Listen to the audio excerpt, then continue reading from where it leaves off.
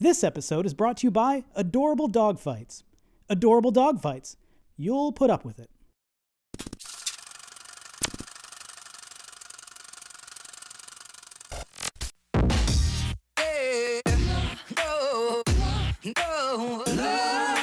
I know, you can't understand me, but put down the stapler or I will electrocute you.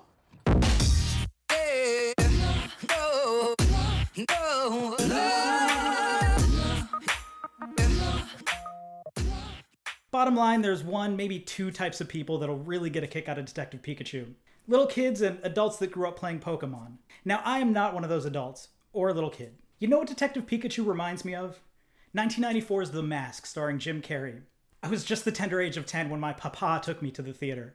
I remember everything about The Mask. It was like this awesome grown-up mob story with action scenes and a lot of edge and grit. It felt just a little naughty and grown-up. I remember telling my dad what a complex and intricate plot it had. Now, I've seen The Mask since then, and let me tell you, it's downright silly and the plot is nonsense. But I've got to believe that a 10-year-old watching Detective Pikachu with their papa today walks away feeling the same way.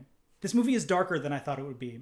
It was dark enough to send a little kid out of the theater crying. Now, I gotta be clear. Detective Pikachu is dark, but it is definitely not adult. This is a kid's movie, and not in a Disney, Pixar, fun for the whole family type way. This is a kid's movie for kids. Or adults that grew up playing Pokemon. Now, don't get me wrong on that. I didn't hate Detective Pikachu. There was enough going on that I was never bored, but the marketing made it look like it had this fun, noirish mystery with a bunch of cute, fake animals, and Ryan Reynolds being a jokester. And it makes sense that it would seem like that because all the good shit was in the trailer.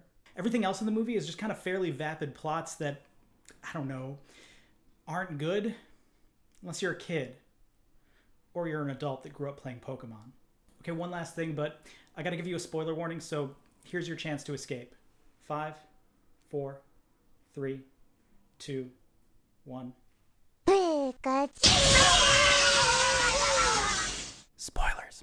So Bill Nye turns out to be the bad guy in a plot twist that they don't really hint at anywhere during the movie, unless you just have a meta-awareness of how bad plot twists work in these types of movies, which makes it the type of plot twist that really has no place in a film that's pretending to be a mystery. But he has some silly master plan that makes no sense where he wants to turn everyone in Rhyme City into Pokemon, because, who knows. But his motivation is ableist as fuck.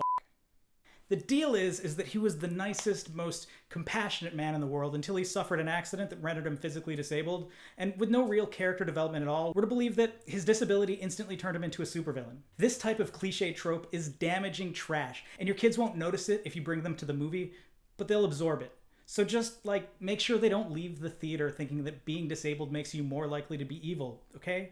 Because according to Detective Pikachu, that's all it takes. Anyway, if you found all this helpful and you want me to keep making these, you gotta motivate me. So hit that like button if you did, write a comment if you want, and, subscribe.